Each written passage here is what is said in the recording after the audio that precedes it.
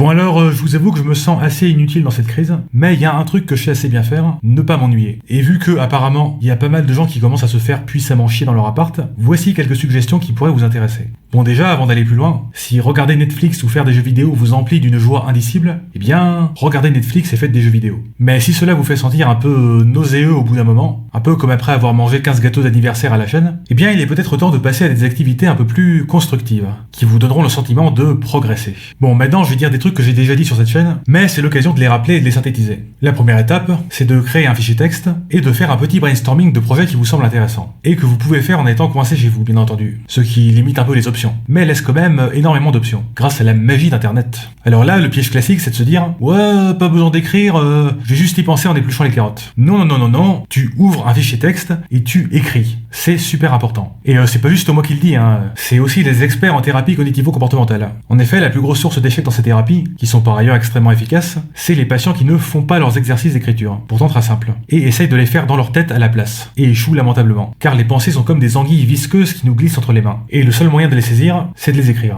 Bref, faites votre brainstorming par écrit, donc ça peut être des trucs comme lire, écrire, binge-watcher des chaînes YouTube intéressantes, apprendre un logiciel, créer un jeu vidéo, s'instruire dans un domaine particulier, faire 3000 pompes par jour, etc. Passez-y au moins 20 minutes, et une fois que c'est fait, mettez une note d'intérêt à chaque projet, de 1 à 10, puis sélectionnez-en 3 ou 4 parmi les mieux notés. Bon, là encore, si vous êtes capable de vous lancer dans un de ces projets avec fureur et passion, eh bien foncez. Mais si ce n'est pas le cas, et que vous manquez de motivation, eh bien plutôt que de retourner aussitôt sur Netflix, essayez la méthode suivante. Bon, en gros, il y a 3 principes importants que je vais appeler le pilotage manuel, la première étape permanente et le cycle d'activité. Le pilotage manuel, c'est ce dont j'ai parlé dans la précédente vidéo. On peut résumer ça par la formule suivante, séparer intégralement la décision de l'action. Je décide de faire X, puis je fais X, mais jamais les deux en même temps. Sinon on perd le focus, et 5 minutes plus tard, on se réveille devant Netflix sans comprendre ce qui s'est passé entre temps. Si j'appelle ça le pilotage manuel, c'est parce que ça va souvent à l'encontre de notre fonctionnement automatique, qui est sans doute très bien pour aller chasser le mammouth, mais qui est très souvent inadapté à la plupart des activités modernes. Et en passant, une bonne manière de réussir son pilotage manuel, c'est d'écrire systématiquement tout ce qu'on décide de faire juste avant de le faire, même si ça semble absurde, pour les mêmes raisons que tout à l'heure. Ensuite, la première étape permanente, c'est pour pallier au problème suivant. Si par exemple je décide de conquérir le monde depuis mon appartement, et bah ça va sans doute me sembler trop vague et trop intimidant. Et du coup, retour à la case Netflix.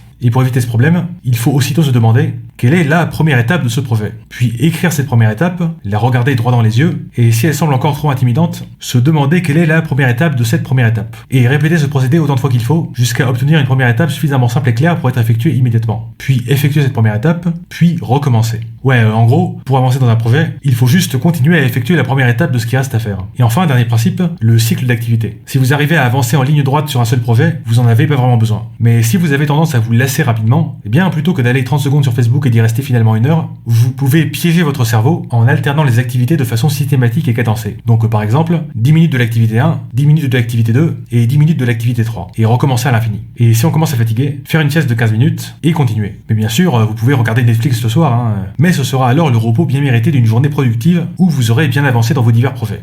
Voilà, j'espère que tout ça vous sera utile. Lavez-vous bien les mains, toussez dans votre coude et restez chez vous, bordel!